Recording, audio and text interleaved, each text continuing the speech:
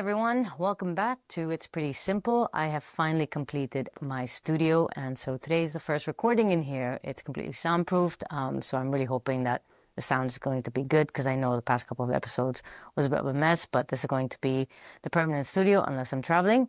But yeah, I'm super excited about it. I really took the time to put the place together, and I think it's looking great, but we still got to figure out a few things with the recording. So let's see how this one goes. Okay, so if you are new here, this podcast is called It's Pretty Simple. It is where I simplify health, fitness, nutrition, and everything that's going to help you live a healthier life and understand the wellness space a little bit more in a very simple way so that you can actually use these things in your journey. So let's dive into today's podcast. It is summer, it is hot, and there's one thing most people are still getting wrong: hydration, the simple act of drinking water. Most of my clients' check-ins are my clients talking about their hydration and saying, oh, I know I should be drinking more water. And most of my clients are in 50 degrees Celsius and some are in over 35 degrees Celsius. You guys have to have your water. And I don't think people really understand why so much. So even though it might seem like a very little thing, it's not. So we're going to deep dive into hydration,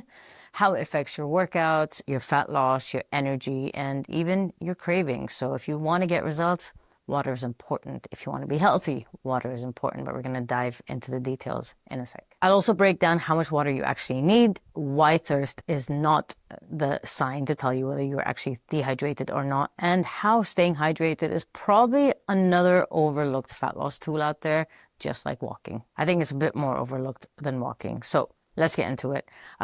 We're going to start with basics. What is hydration? Okay, hydration means maintaining the right balance of water in your body. So our body is made up of a lot of water. So we're talking about a system that basically regulates everything from your temperature, your digestion, and also how well your brain works. And our body is about 60% of water. Our muscles, 75%. So what does that mean? Even when you are a little dehydrated, nothing inside is functioning the way that it should. Okay, so we need water to be doing all the silent things inside our body that is doing that you are not doing voluntarily. All the involuntary movements inside your system needs hydration, needs water. So we lose water through sweat, through urine, and even through breathing. And if you're working out, if you're drinking caffeine, and if you're just living in a hot climate, like right now, it's humid out here, I'm sweating so much more than I normally do, I'm drinking a lot more water too. You know, your loss of water increases dramatically. So if you're somewhere with really high temperatures, you have to pay attention.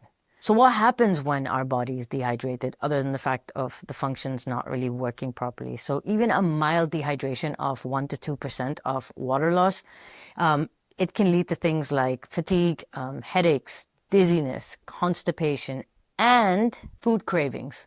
Yes, so our brain sometimes confuses thirst and hunger. I'm sure you've heard before people say like, oh, if you feel hungry or if you want to go eat something sweet, first drink some water, because you might be confusing your thirst with hunger. So that's actually a thing.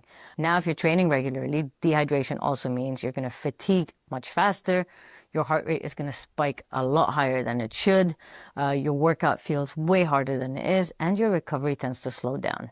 So even if you're doing everything else right, dehydration can quietly sabotage your results, and you won't even realize it because you're waiting for yourself to be thirsty before you actually drink water, which you should not do, which I'm going to come to. How much water should you be drinking? So let's take that 8 glasses a day myth and throw it out of the window. It is outdated and it's not really accurate for everyone, but I would say it is a good way to get people to actually drink water, just like the 10,000 steps that was created by this Japanese company.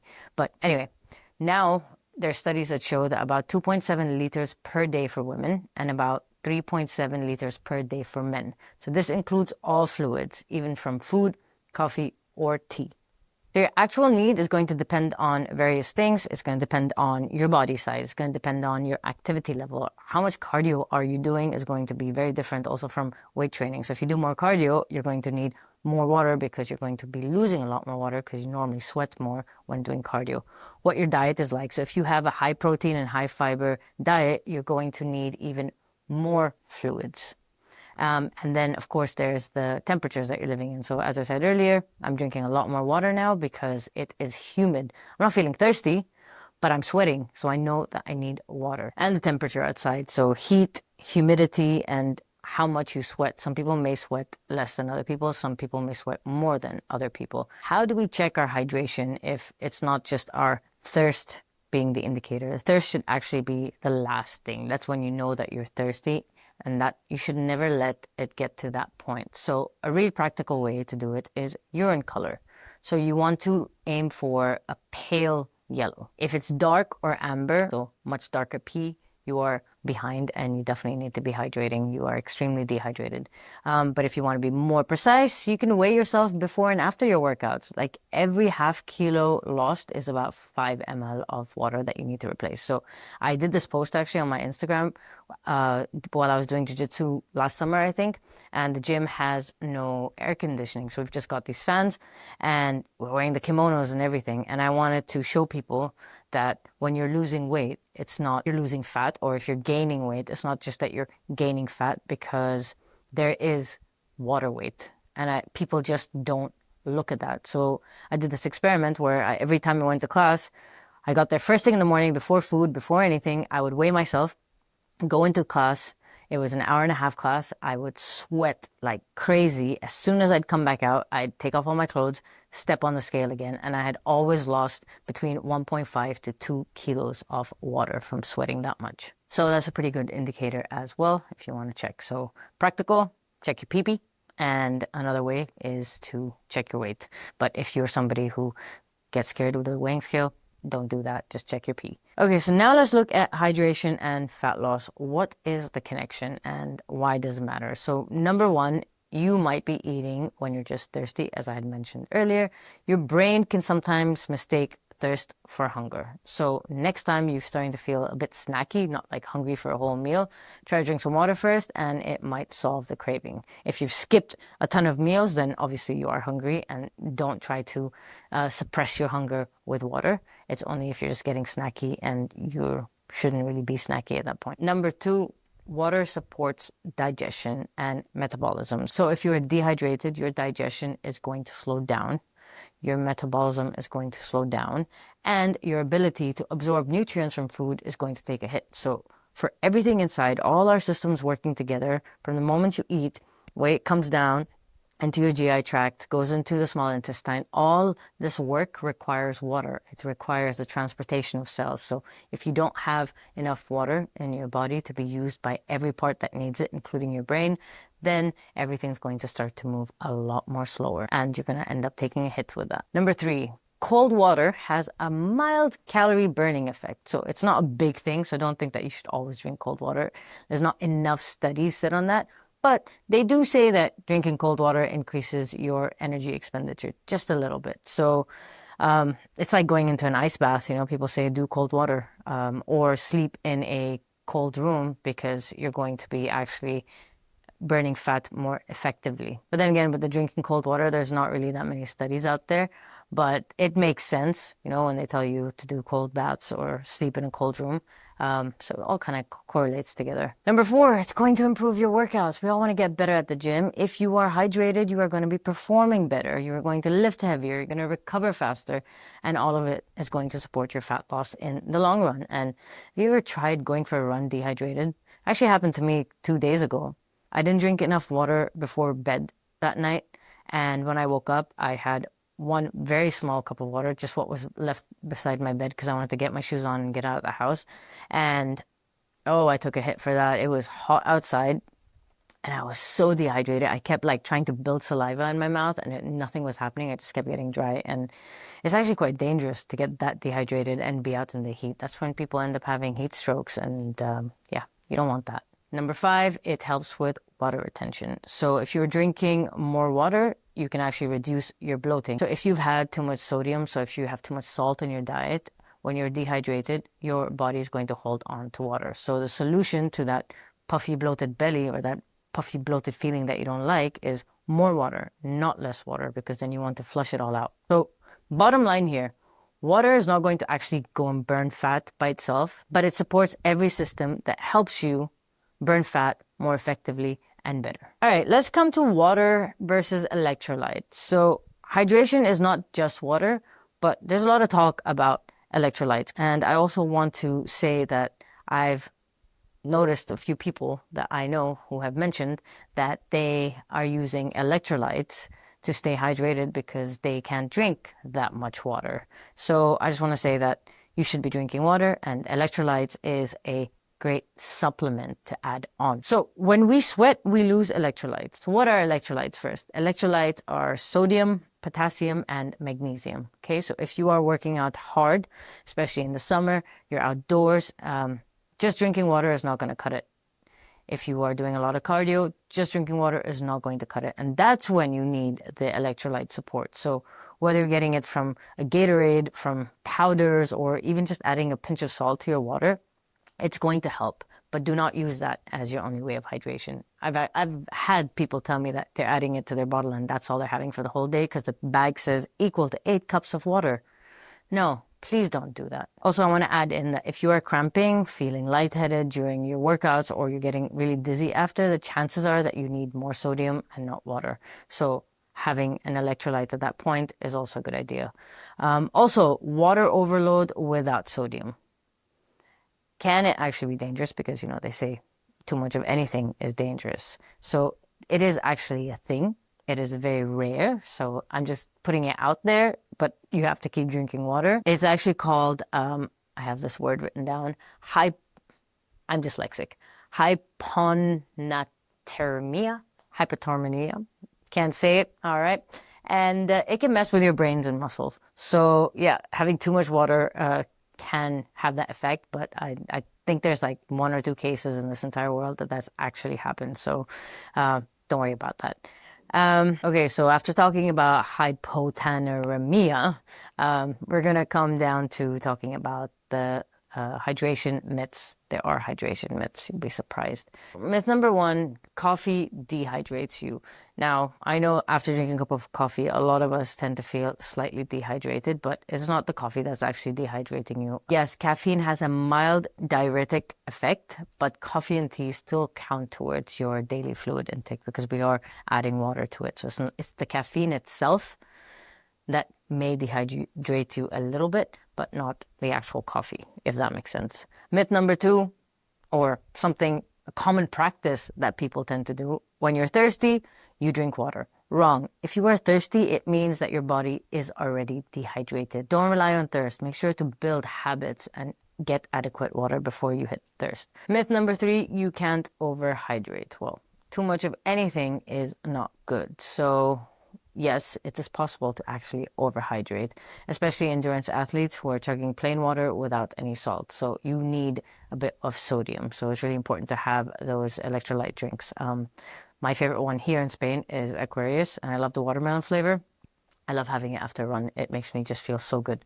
But yeah, you get tons of different types. And like I said earlier, you just put a little pinch of salt as well. But you need that balance. You're getting a bit of both. Okay, so now let's make all of this practical.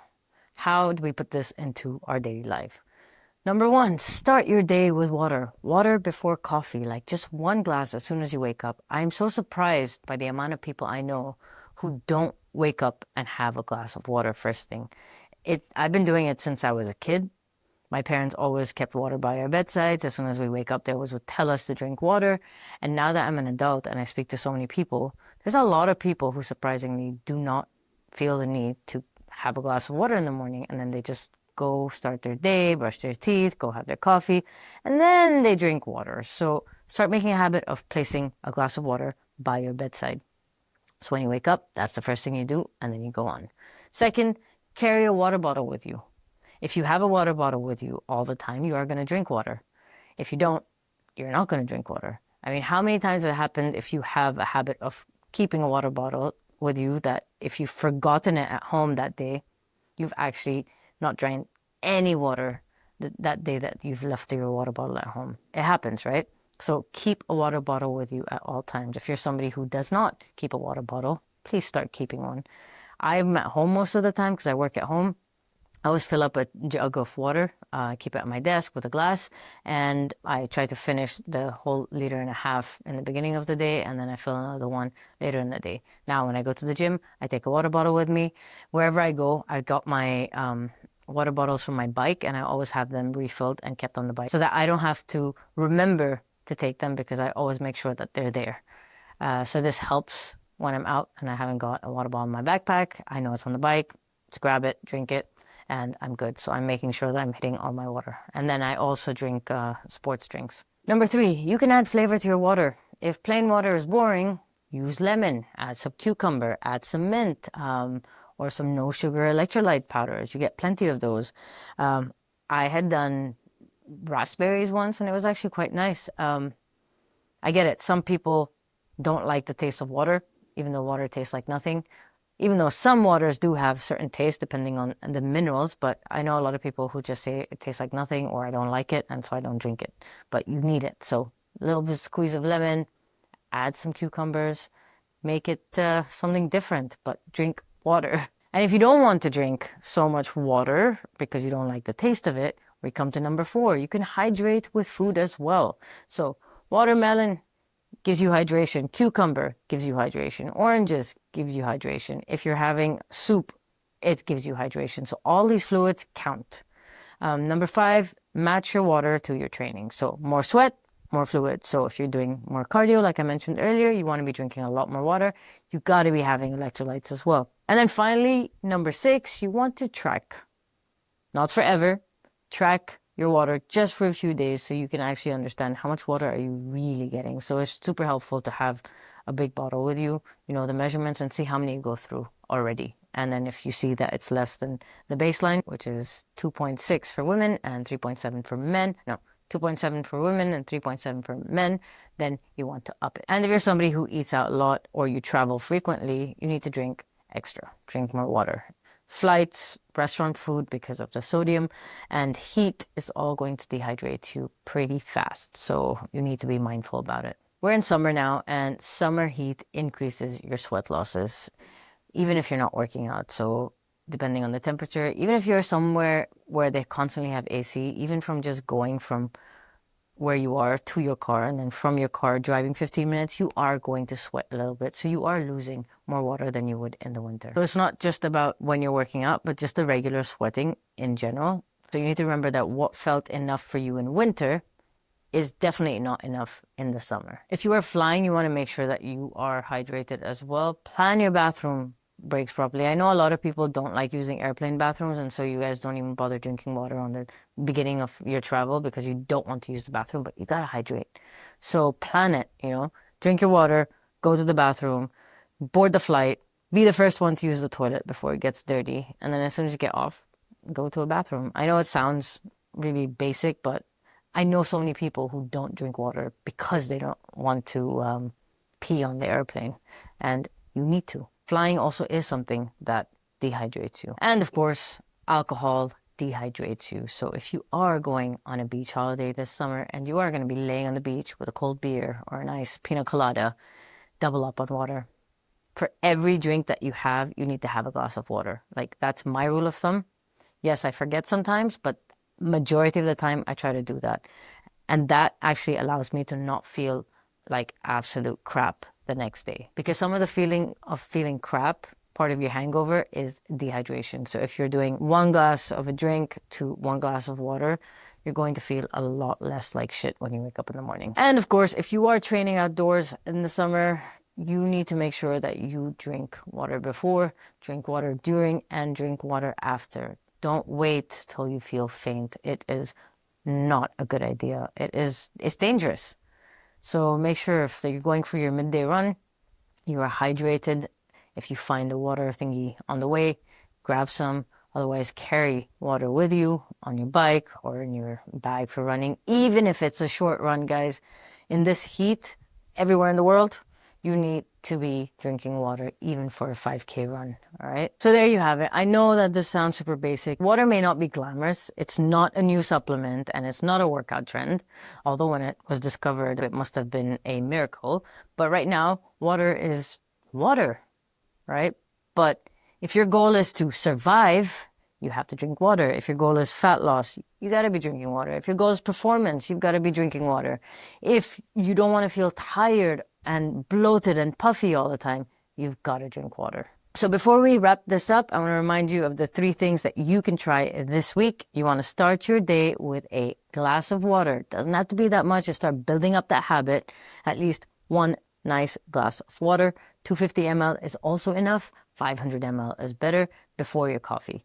Second, you want to be adding electrolytes after long workouts. Okay, this is something that's also very important. You get some great drinks. Here in Spain, you get Aquarius. I love the watermelon flavor. So good.